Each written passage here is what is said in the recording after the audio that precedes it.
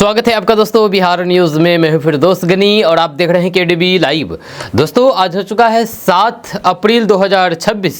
तो आज की पूरे बिहार की टॉप न्यूज लेकर आए हैं आपके लिए।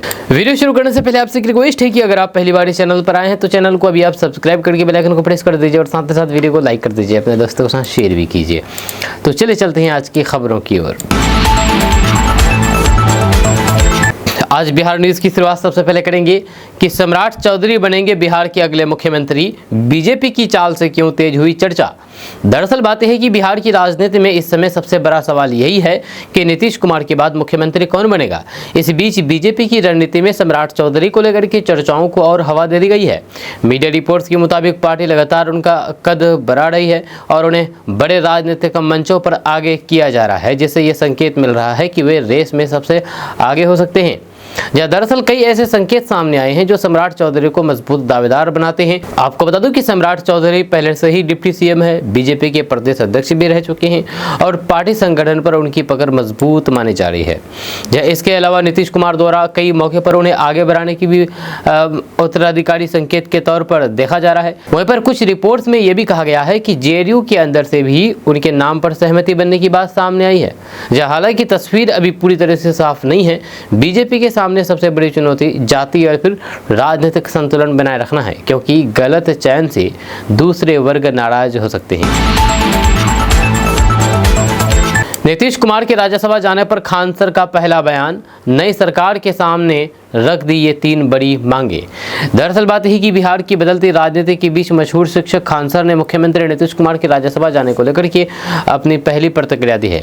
उन्होंने कहा कि बिहार के लिए एक बड़ा राजनीतिक बदलाव है और अब नई सरकार के सामने जिम्मेदारी और भी बढ़ गई है।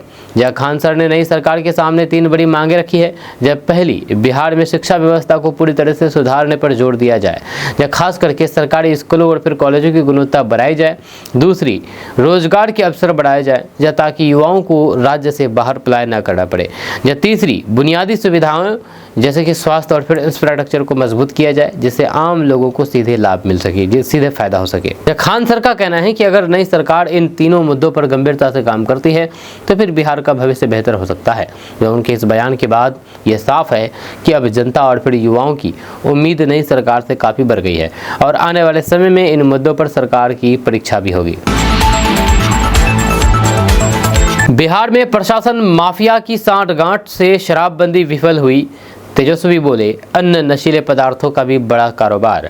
दरअसल बात यह है कि बिहार में शराबबंदी को लेकर की सियासत एक बार फिर से गर्मा गई है। नेता प्रतिपक्ष तेजस्वी यादव ने सरकार पर बड़ा आरोप लगाते हुए कहा कि प्रशासन और फिर माफियाओं की मिलीभगत के कारण बिहार में शराबबंदी पूरी तरह से फेल हो चुकी है। उनका दावा है कि अवैध कारोबार का शराब खुलेआम चल रहा है और इसे रोकने में सरकार नाकाम रही है। जी हाँ, तेजस्वी यादव ने यह भी कहा कि शराबबंदी के बाद हालात सुधरने के बजाय और बिगड़े हैं। उनके मुताबिक अब सिर्फ अवैध शराब ही नहीं बल्कि अन्य नशीले पदार्थों का कारोबार भी तेजी से बढ़ा है, जिससे युवाओं पर बुरा असर पड़ रहा है। उन्होंने आरोप लगाया है कि कानून के बावजूद भी जमीनी स्तर पर नियंत्रण कमजोर है और सिस्टम में भ्रष्टाचार बढ़ा है। इस बयान के बाद बिहार की राजनीति में फिर से तीखी बहस शुरू हो गई है, जहां पर विपक्ष शराबबंदी की समीक्षा की मांग कर रहे हैं।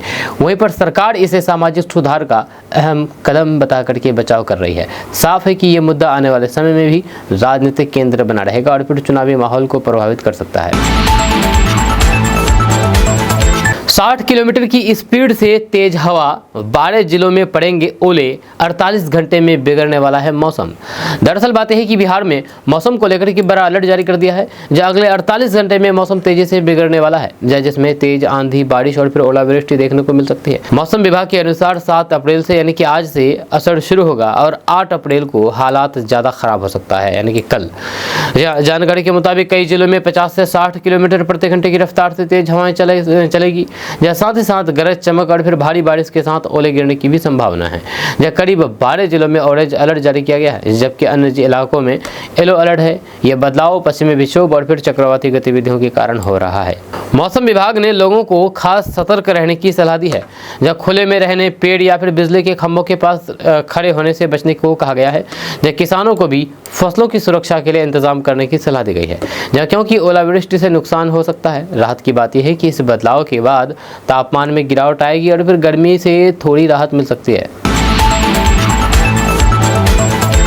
चांद में दाग की तरह दिखने लगा है अपराध, पुलिसिया रुख से आई नरमी से बड़े अपराध। दरअसल बात यह है कि बिहार में कानून व्यवस्था को लेकर की चिंता बढ़ती नजर आ रही है। हालिया रिपोर्ट्स के अनुसार बिहार में अपराध की घटनाएं लगातार सामने आ रही है और इसे चांद में दाग की तरह बताया जा रहा है। हत्या, लूट, महिलाओं के साथ अपराध और फिर जहरीली शराब जैसी घटनाएं लगातार चर्चा में हैं, जिससे आम लोग में डर का माहौल बन रहा है। रिपोर्ट में यह भी कहा गया है कि पुलिस के नरम रवैये को अपराध बढ़ने की एक बड़ी वजह माना जा रहा है। यह आरोप है कि कई मामलों में समय पर सख्त कार्रवाई नहीं होने से अपराधियों का मनोबल बढ़ा है। राजनीतिक दलों ने भी इस मुद्दे पर सरकार को घेरते हुए कानून व्यवस्था पर सवाल उठाए हैं। हालांकि दूसरी ओर पुलिस विभाग का कहना है कि अपराध नियंत्रण के लिए लगातार कदम उठाए जा रहे हैं, जैसे कि नई रणनीति, मॉनिटरिंग और फिर कार्रवाई। लेकिन जमीनी हकीकत और बढ़ती घटनाओं को देखते हुए ये साफ है कि कानून व्यवस्था का मुद्दा फिर से बिहार की राजनीति और फिर प्रशासन के लिए बड़ी चुनौती बनता जा रहा है।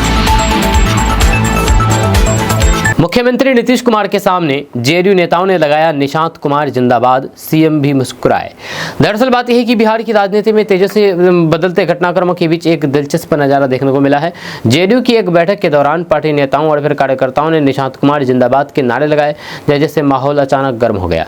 ये नारेबाजी सीधे तौर पर नीतीश कुमार के बेटे निशांत कुमार को लेकर के बढ़ते राजनीतिक समर्थन का संकेत मानी जा रही है। बताया जा रहा है कि ये सब कुछ खुद नीतीश कुमार की मौजूदगी में हुआ और खास बात ये रही है कि इस पर उन्होंने कोई नाराजगी नहीं जताई है, बल्कि मुस्कुराते हुए इसे सुना है। इसे राजनीतिक तौर पर बड़ा संकेत माना जा रहा है, जहां पार्टी के अंदर अब निशांत कुमार को लेकर के समर्थन खुलकर के सामने आ रहा है। दरअसल हाल के दिनों में जेडीयू के भीतर मिशन निशांत की चर्चा तेज हो गई है। पोस्टर, नारे और नेताओं के बयान सब ये इशारा कर रही है कि पार्टी भविष्य के नेतृत्व को लेकर के तैयारी कर रही है। ऐसे में ये नारेबाजी सिर्फ एक घटना नहीं, बल्कि बिहार की राजनीति में संभावित बदलाव का संकेत मानी जा रही है। तेजस्वी यादव ने बिहार सरकार से पूछा सवाल, 40,000 करोड़ की काली कमाई का जिम्मेदार कौन? दरअसल बात यह है कि बिहार की राजनीति में शराबबंदी को लेकर एक बार फिर से घमासान तेज हो गया है। नेता प्रतिपक्ष तेजस्वी यादव ने राज्य सरकार यानी कि बिहार सरकार पर आरोप लगाते हुए कहा कि शराबबंदी के बावजूद भी बिहार में करीब 40,000 करोड़ रुपए की काली कमाई हो रही है। उन्होंने सरकार से सीधे सवाल किया है कि आखिर इस अवैध कारोबार के लिए जिम्मेदार कौन है। जी हाँ, तेजस्वी यादव का कहना है कि अगर बिहार में पूर्ण शराबबंदी लागू है तो फिर इतनी बड़ी मात्रा में अवैध शराब का कारोबार कैसे चल रहा है। उन्होंने आरोप लगाया है कि इस पूरे सिस्टम में बड़े स्तर पर भ्रष्टाचार हो रहा है और प्रशासन की मिली भगत के बिना यह संभव नहीं है। इस बयान के बाद सियासी माहौल और गर्मा गया है। जहां पर विपक्ष लगातार सरकार को घेर रहा है, वहीं पर सत्ताधारी दल इन आरोपों को राजनीतिक बयानबाजी बता रहा है। साफ है कि शराबबंदी का मुद्दा एक बार फिर से बिहार की राजनीति का बड़ा केंद्र बन गया है और फिर आने वाले समय में इस पर बहस और तेज होने वाली है। बिहार का अगले 5 साल में 50 लाख करोड़ रुपए के निवेश, 1 करोड़ रोजगार सृजन का लक्ष्य मंत्री। दरअसल बात यह है कि बिहार सरकार ने बिहार को औद्योगिक रूप से मजबूत बनाने के लिए एक बड़ा लक्ष्य तय किया है। जो उद्योग मंत्री डॉक्टर दिलीप कुमार जायसवाल के मुताबिक सरकार का प्लान है कि अगले 5 साल में करीब 50 लाख करोड़ रुपए का निवेश आकर्षित किया जाए और 1 करोड़ रोजगार के अवसर पैदा किए जाए। जहां जानकारी के मुताबिक इस लक्ष्य को हासिल करने के लिए सरकार तेजी से industrial corridor, expressway, logistic park, manufacturing hub और फिर नए औद्योगिक क्षेत्र विकसित कर रही है। गया में इंटीग्रेटेड मैन्युफैक्चरिंग सिटी, मुजफ्फरपुर में टेक्सटाइल क्लस्टर और पटना के पास फतुहा में लॉजिस्टिक और फिर फिनटेक हब जैसे प्रोजेक्ट इस रणनीति का हिस्सा है। जब सरकार का कहना है कि ये सिर्फ योजना नहीं बल्कि एक्शन मोड में चल रहा मिशन है। जब निवेश बढ़ने से उद्योगों का विस्तार होगा, जिससे युवाओं के लिए बड़े पैमाने पर रोजगार के अवसर बढ़ेंगे और बिहार को पूर्वी भारत का एक बड़ा औद्योगिक केंद्र बनाने की दिशा में तेजी से काम आगे बढ़ेगा। बिहार में शराब तस्करी का नया प्लान, शातिरों ने अब बनाया तरबूज को जरिया।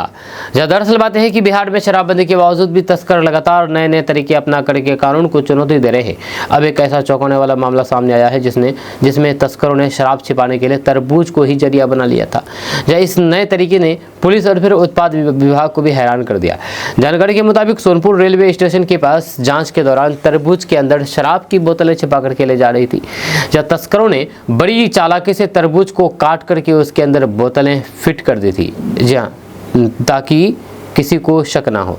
लेकिन जांच के दौरान ये पूरा खेल पकड़ में आ गया और तस्करी का भंडाफोड़ हो गया। इतना ही नहीं, तस्करों की ओर से भी कई नए तरीके सामने आए हैं।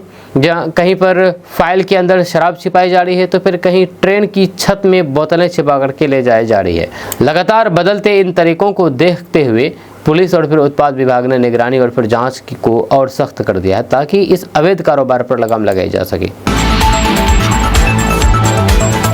पटना एयरपोर्ट होगा अपग्रेड, अब दुबई और बैंकॉक के लिए मिलेगी सीधी फ्लाइट, तैयारी शुरू। दरअसल बात यह है कि बिहार के लोगों के लिए बड़ी राहत, बड़ी खबर सामने आई है। पटना एयरपोर्ट को अंतर्राष्ट्रीय स्तर पर अपग्रेड करने की तैयारी शुरू हो गई है, जिसके तहत जल्द ही दुबई और फिर बैंकॉक जैसे बड़े शहरों के लिए सीधी उड़ान सेवा शुरू करने की योजना बनाई जा रही है। इस पहल का मकसद राज्य की एयर कनेक्टिविटी को मजबूत करना और यात्रियों को सीधा फायदा पहुंचाना है। जानकारी के मुताबिक सरकार पटना एयरपोर्ट से दुबई, बैंकॉक और फिर काठमांडू जैसे शहरों के लिए डायरेक्ट फ्लाइट शुरू करने पर गंभीरता से काम कर रही है। इसके लिए एयरलाइंस कंपनियों को आर्थिक मदद देने और फिर नई नीतियों के तहत प्रोत्साहन देने की योजना भी बनाई जा रही है ताकि अंतर्राष्ट्रीय उड़ानें जल्द शुरू हो सके। इसके साथ ही एयरपोर्ट के इंफ्रास्ट्रक्चर को भी तेजी से अपग्रेड किया जा रहा है। नए टर्मिनल के बाद अब रनवे विस्तार और फिर अन्य सुविधाओं पर काम होगा ताकि बढ़ते यात्रियों की संख्या को संभाला जा सके। पीएम किसान की 23वीं किस्त पर बड़ा अपडेट, इन 14 राज्यों के किसानों के लिए बदली गाइडलाइन। दरअसल बात है कि पीएम किसान योजना को लेकर के किसानों के लिए बड़ा अपडेट सामने आया है। 23वीं किस्त को लेकर के सरकार ने कुछ जरूरी गाइडलाइन सख्त कर दी है, जिससे कई राज्यों के किसानों पर इसका सीधा असर पड़ सकता है। बताया जा रहा है कि अब बिना सही दस्तावेज और फिर वेरिफिकेशन के पैसा मिलना मुश्किल होगा। जानकारी के मुताबिक सरकार ने KYC, आधार, बैंक लिंकिंग और फिर जमीन के रिकॉर्ड का सत्यापन अनिवार्य कर दिया है। अगर ये तीनों चीजें पूरी नहीं है तो फिर किसानों की अगली किस्त अटक सकती है। खास तौर पर कई राज्यों में लाभार्थियों की जांच तेज कर दी गई है, जहां ताकि फर्जी लाभार्थियों को हटाया जा सके और फिर सही किसानों तक ही पैसा पहुंचे। वहीं पर 23वीं किस्त की बात करें तो फिर मीडिया रिपोर्ट्स के अनुसार ये जून-जुलाई 2026 के बीच जारी हो सकती है। हालांकि सरकार ने अभी आधिकारिक तारीख घोषित नहीं की है, इसीलिए किसानों को सलाह दी गई है कि वे जल्द से जल्द अपना KYC पूरा करें, जब बैंक खाता आधार से लिंक करें और फिर अपने जमीन के कागजात अपडेट रखें ताकि अगली किस्त बिना किसी परेशानी से सीधे खाते में आ सके। 2 पासपोर्ट और नागरिकता पर क्या है नियम, जिस पर विवादों में घिरी हेमंत की पत्नी रिंकी। दरअसल बात है कि असम के मुख्यमंत्री हेमंत बिस्वा शर्मा की पत्नी रिंकी को लेकर के इन दिनों पासपोर्ट और फिर नागरिकता को लेकर के विवाद तेज हो गया है। विपक्ष ने आरोप लगाया है कि उनके पास एक से ज़्यादा देशों के पासपोर्ट हो सकते हैं। हालांकि इन आरोपों को सरकार की तरफ से खारिज किया गया है और इसे राजनीतिक बयानबाजी बताया है।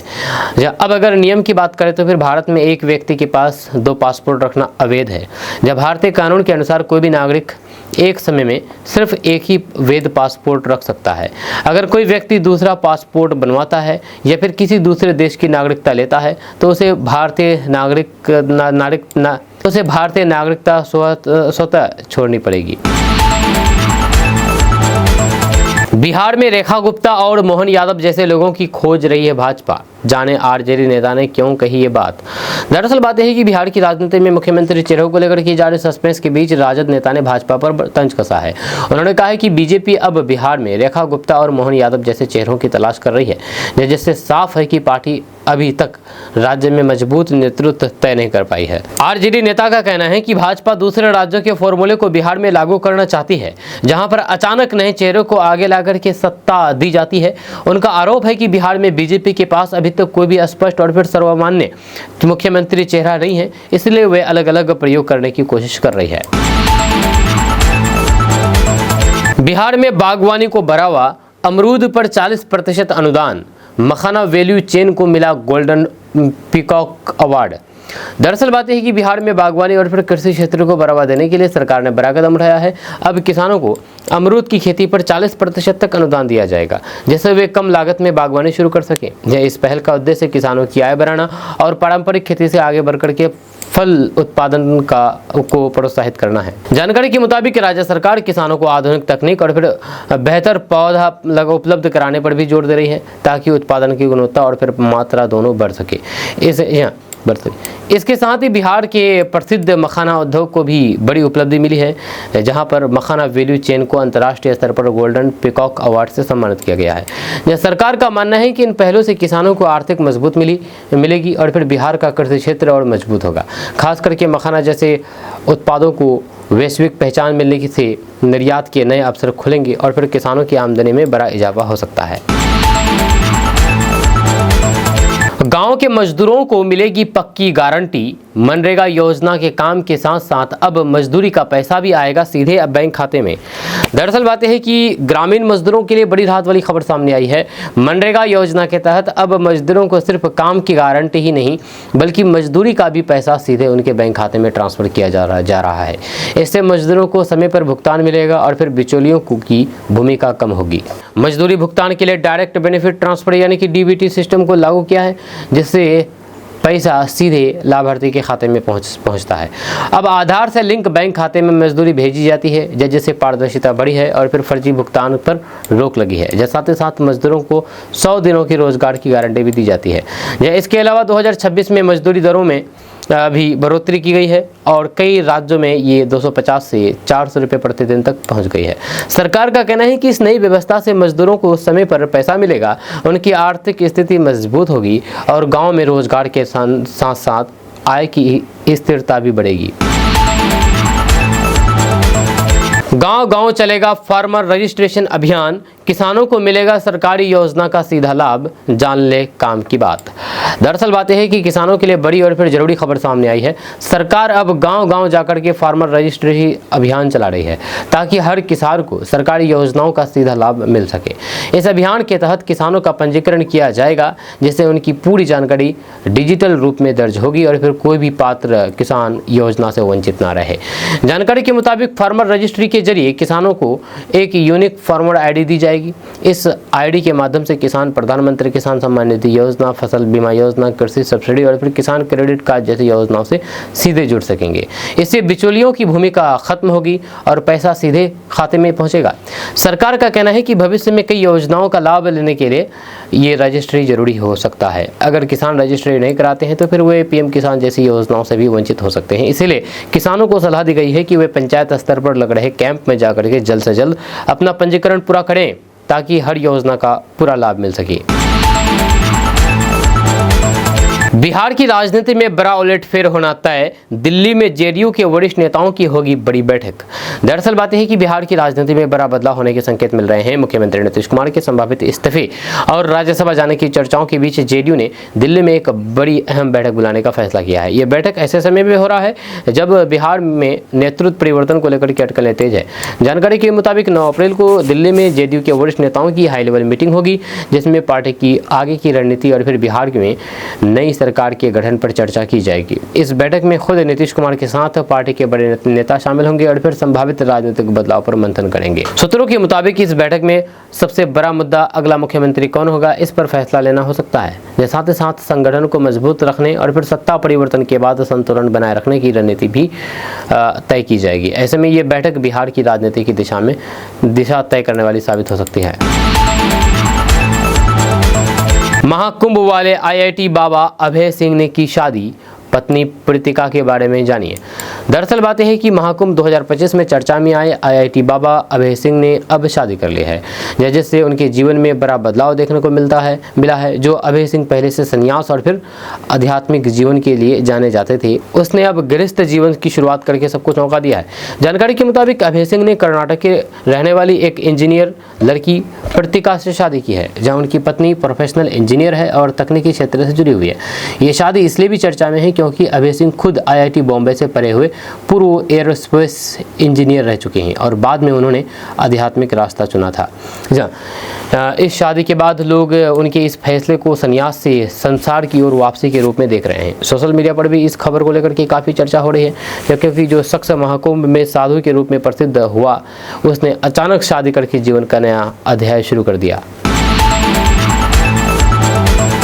मिडिल ईस्ट में फंसे बिहार के मजदूरों के लिए हेल्पलाइन नंबर जारी, सरकार ने बनाया कंट्रोल रूम, तुरंत मिलेगी मदद।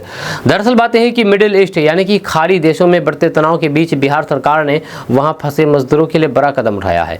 राज्य सरकार ने एक विशेष कंट्रोल रूम बनाया है ताकि विदेशों में काम कर रहे बिहार के मजदूरों को किसी भी संकट में तुरंत मदद मिल सके। इस फैसले से हजारों परिवारों को राहत मिली है और जिनके परिजन खाड़ी देशों में काम कर रहे हैं। जानकारी के मुताबिक मजदूर या फिर उनके परिवार अब सीधे कंट्रोल रूम से संपर्क कर सकते हैं। इसके लिए फ़ोन नंबर 0612252000 53 और व्हाट्सएप नंबर 7368855002 जारी किए हैं। इसके अलावा एक 24 घंटा 7 दिन हेल्पलाइन नंबर 7217778811 भी सक्रिय किया गया है, जहां पर किसी भी समस्या का शिकायत के लिए संपर्क किया जा सकता है। इसके साथ ही भारत सरकार के विदेश मंत्रालय ने भी अलग से हेल्पलाइन नंबर जारी किया है, जैसे कि टोल फ्री नंबर 1800118797 और फिर अन्य नंबर है, ताकि अंतर्राष्ट्रीय स्तर पर भी मदद मिल सके। सरकार का कहना है कि हर कॉल पर तुरंत कार्रवाई होगी और फिर जरूरत पड़ने पर संबंधित एजेंसियों से समन्वय करके मजदूरों को सुरक्षित निकालने या फिर सहायता पहुंचाने का काम किया जाएगा। ओबीसी, स्वर्ण या दलित, बीजेपी के मिशन बिहार के लिए क्यों चर्चा में है ये 3 नाम। दरअसल बात यह है कि बिहार में मुख्यमंत्री पद को लेकर के सस्पेंस के बीच बीजेपी की रणनीति पर चर्चा तेज हो गई है, जब पार्टी अब ऐसे चेहरों की तलाश में है जो कि जातीय समीकरण यानी कि ओबीसी, स्वर्ण, दलित को संतुलित कर सके। यही वजह है कि 3 अलग अलग सामाजिक वर्गों से आने वाले नेताओं के नाम सबसे ज्यादा चर्चा में है। मीडिया रिपोर्ट्स के अनुसार बीजेपी के अंदर जिन नामों पर चर्चा हो रही है उनमें सम्राट चौधरी, नित्यानंद राय या फिर अन्य स्वर्ण नेता और दलित वर्ग से कोई बड़ा चेहरा शामिल है।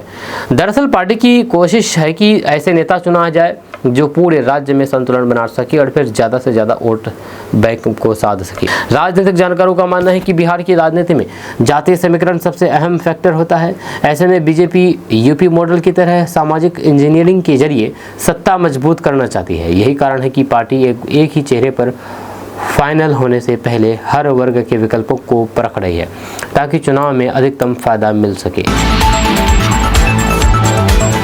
मेडिकल कॉलेजों में अब कैमरे का रहेगा पहरा, गायब डॉक्टरों पर सख्त कार्रवाई, पीजी मान्यता रद्द होने का खतरा। दरअसल बात है कि बिहार के मेडिकल कॉलेजों में अब डॉक्टरों और फिर फैकल्टी की उपस्थिति सुनिश्चित करने के लिए सख्त कदम उठाए जा रहे हैं।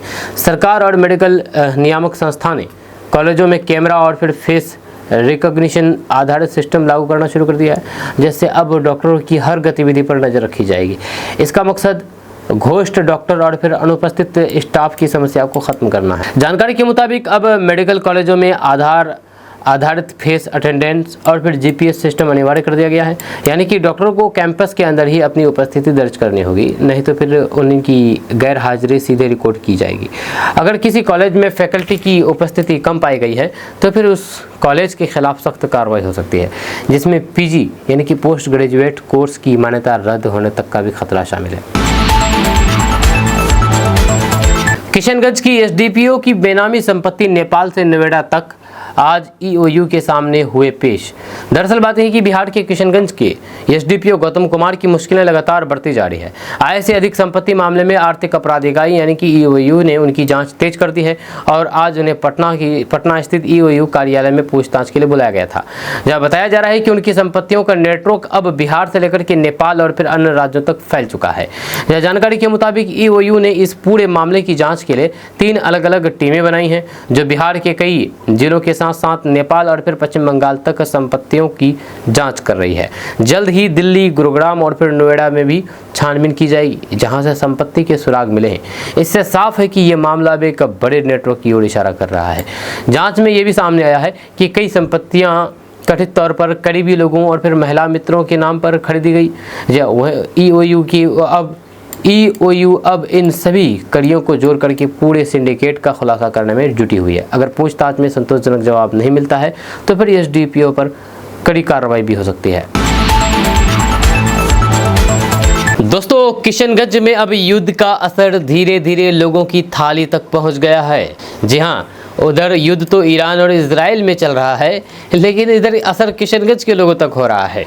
ईरान इजराइल तनाव के कारण गैस सप्लाई प्रभावित हुई है और हालात ऐसे हो गए हैं कि 50 से ज़्यादा होटल रेस्टोरेंट बंद हो चुके हैं। कहीं खाना कोयले पर बन रहा है तो कहीं बिजली से। लेकिन सवाल यह है कि अगर ये संकट लंबा चला तो क्या पूरी तरह से ठप हो जाएगी स्थानीय अर्थव्यवस्था। तो दरअसल बात है कि किशनगंज में इन दिनों एक नई समस्या तेजी से उभर करके सामने आई है, जिसका असर आम लोगों से लेकर के व्यापारियों तक महसूस किया जा रहा है। यह पश्चिमी एशिया में चल रहे ईरान इजराइल संघर्ष का असर अब स्थानीय स्तर पर भी दिखाई देने लगा है। यह जानकारी के अनुसार होर्मुज की खाड़ी में एलपीजी सप्लाई प्रभावित होने के कारण कमर्शियल गैस सिलेंडर सिलेंडरों की भारी कमी हो गई है, जिसका सीधा असर किशनगंज जिले के होटल और रेस्टोरेंट कारोबार पर पड़ रहा है। बताया जा रहा है कि किशनगंज में 50 से ज्यादा छोटे बड़े होटल और रेस्टोरेंट या तो पूरी तरह से बंद हो चुके हैं या फिर आंशिक रूप से काम कर रहे हैं। जिन प्रतिष्ठानों में काम चल रहा है वहां भी खाना बनाने के तरीकों में बड़ा बदलाव देखने को मिल रहा है। जहां होटल संचालकों का कहना है कि बाजार में कमर्शियल एलपीजी सिलेंडर मिलना लगभग बंद हो गया है।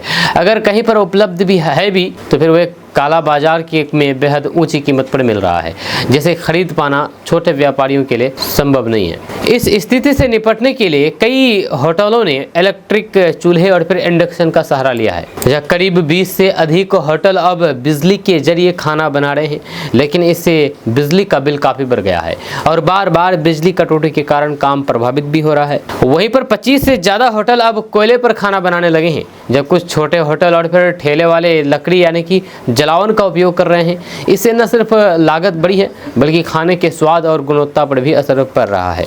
इस संकट का सबसे ज्यादा असर छोटे ठेले और फिर फास्ट फूड विक्रेताओं पर पड़ा है, जहाँ वे महंगे इलेक्ट्रिक उपकरण खरीदने में सक्षम नहीं है और न ही नियमित रूप से कोयला या फिर लकड़ी का इंतजाम कर पा रहे हैं। नतीजतन कई ठेले बंद हो चुके हैं या फिर सीमित मेनू के साथ काम कर रहे हैं। जिला प्रशासन का कहना है कि घरेलू गैस सिलेंडरों की सप्लाई सामान्य है और होम डिलीवरी जारी है, लेकिन कमर्शियल गैस की कमी पर अभी तक कोई भी ठोस समाधान नहीं निकला है।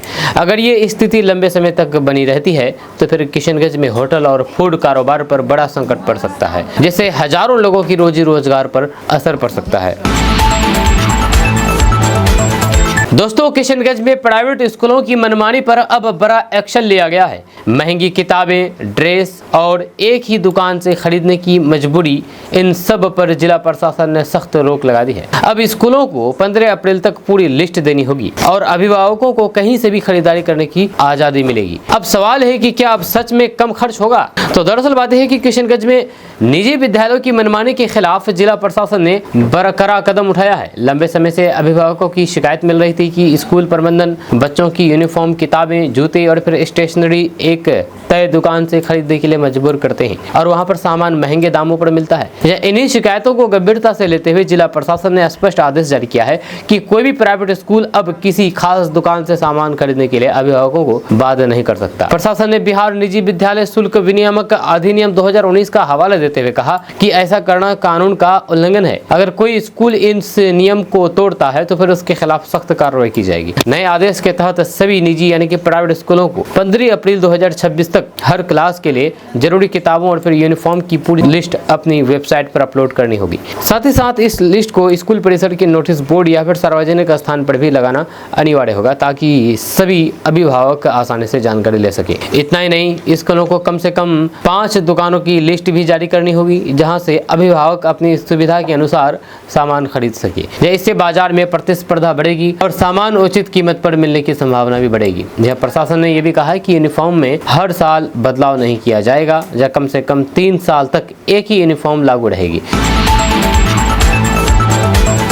दोस्तों, किशनगंज में एक बार फिर से बड़ा खुलासा हुआ है। 400 फर्जी आधार कार्ड, एक गिरफ्तारी और सीमावर्ती इलाके में सक्रिय गिरोह। जी हां, भारत नेपाल सीमा से सटे टेरागाछ में हुई इस कार्रवाई ने चिकन नेक इलाके की सुरक्षा पर गंभीर सवाल खड़े कर दिए हैं। अब ठाकुरगंज विधायक गोपाल अग्रवाल ने भी साफ कहा है कि अगर अब भी सख्ती नहीं हुई तो फिर ये देश की सुरक्षा के लिए खतरा बन सकता है। तो दरअसल बात यह है कि किशनगंज जिले में पुलिस ने एक बड़ी कार्रवाई करते हुए फर्जी दस्तावेज बनाने वाले गिरोह का भंडाफोड़ किया है। यह कार्रवाई भारत नेपाल सीमा से सटे टेरागाछ प्रखंड में की गई है, जहां पर एक किराने की दुकान की आड़ में ये पूरा खेल चल रहा था। यह गुप्त सूचना के आधार पर पुलिस ने छापेमारी की, जिसमें करीब 400 फर्जी आधार कार्ड और फिर कई अन्य दस्तावेज बरामद किए हैं। इस मामले में मनोहर शर्मा नाम के एक व्यक्ति को गिरफ्तार किया गया है, जो इस अवैध काम को अंजाम दे रहा था। जब पुलिस अधीक्षक संतोष कुमार के निर्देश पर अनुमंडल पुलिस पदाधिकारी मंगलेश कुमार के नेतृत्व में गठित टीम ने यह कार्रवाई की है। बताया यह भी जा रहा है कि पुलिस काफी समय से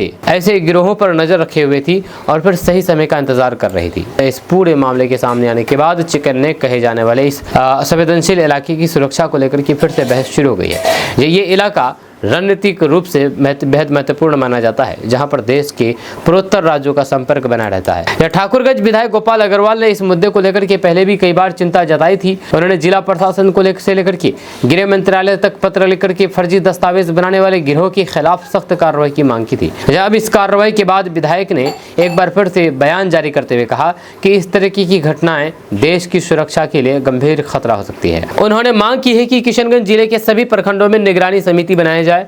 जब विधायक का सुझाव है कि ये समिति हर 2 से 3 दिनों में आधार कार्ड केंद्र और फिर जेरोक्स दुकानों की जांच करे, ताकि फर्जी दस्तावेज बनाने वाले नेटवर्क को पूरी तरह से खत्म किया जा सके। आपका इसके बारे में क्या कहना है, नीचे कमेंट बॉक्स में कमेंट करके जरूर बताइएगा।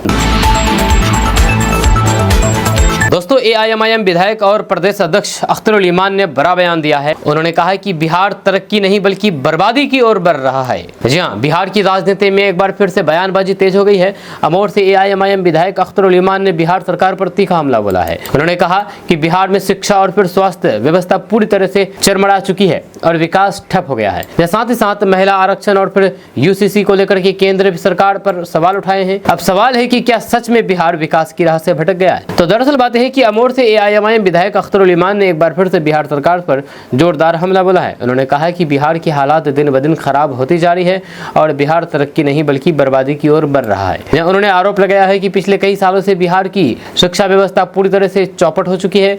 स्कूलों और फिर कॉलेजों की हालात खराब है और छात्रों को बेहतर सुविधाएं नहीं मिल पा रही है। वहीं पर स्वास्थ्य व्यवस्था को लेकर भी उन्होंने कहा कि अस्पतालों में सुविधाओं की कमी है और आम लोगों को इलाज के लिए भटकना पड़ता है। अख्तरुल ईमान ने यह भी कहा कि राज्य सरकार यानी कि बिहार सरकार का खजाना खाली हो चुका है और विकास के काम लगभग रुक गए हैं। उन्होंने बजट पर सवाल उठाते हुए कहा कि भले ही बजट का आकार बढ़ाया गया हो, लेकिन विकास योजनाओं के लिए आवंटित राशि कम कर दी गई है, जिससे जमीनी स्तर पर काम प्रभावित हो रहा है। उन्होंने केंद्र सरकार पर निशाना साधते हुए महिला आरक्षण विधेयक के समय को लेकर के सवाल उठाया है। उनका कहना है कि जब देश में चुनावी माहौल है तो उस समय इस तरह के विधेयक को लाना राजनीतिक रणनीति का हिस्सा हो सकता है। उन्होंने कहा है कि विधेयक या तो पहले लाया जाना चाहिए था या फिर चुनाव के बाद पेश किया जाना चाहिए था। इसी दौरान उन्होंने गुजरात में लागू किए गए यूनिफॉर्म सिविल कोड यानी कि यूसीसी का भी विरोध किया है। उन्होंने आरोप लगाया है कि इस कानून के नाम पर एक विशेष वर्गों को निशाना बनाया जा रहा है। उनका कहना है कि समान नागरिक संहिता का मतलब सभी के लिए एक समान